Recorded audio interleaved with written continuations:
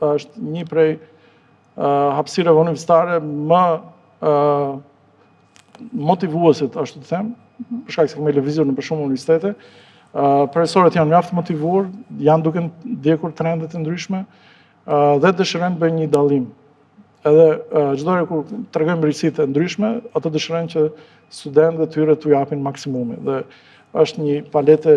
profesorëve të ri, shumica e tyre kanë mbaruar jashtë dhe janë shumë të motivuar dhe kur hipen kahje dhe ideja të reja dhe kur tregohet se, domethënë, gjeneratat e reja do të përfitojnë me këtë dhe mënyrën se si ne e masim suksesin çdo fakultet ka parametrat e vet që matet suksesi përmes asaj sa të diplomuarët e atij fakulteti janë të punësuar dhe ky është një prej kriteriumeve kryesor që ne i masim fakultetet në fakt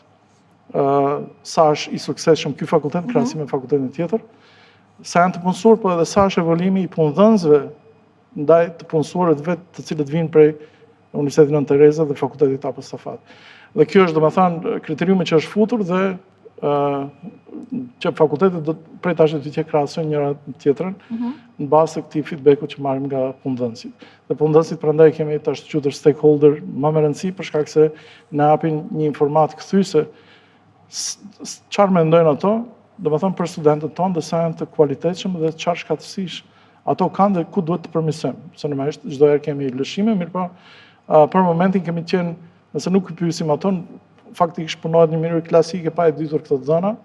edhe me këtë qasje besoj se do të kemi më të qartë ku janë ato hapësirët ku mund të përparojmë dhe të përmirësojmë dhe të arrijmë një cilësi edhe më të lartë të studentëve tonë, për shkak se dëshira e gjithë profesorëve të motivuar janë që gjeneratat e reja,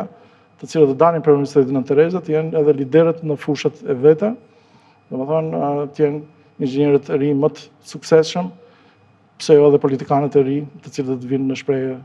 dekadat e radhës.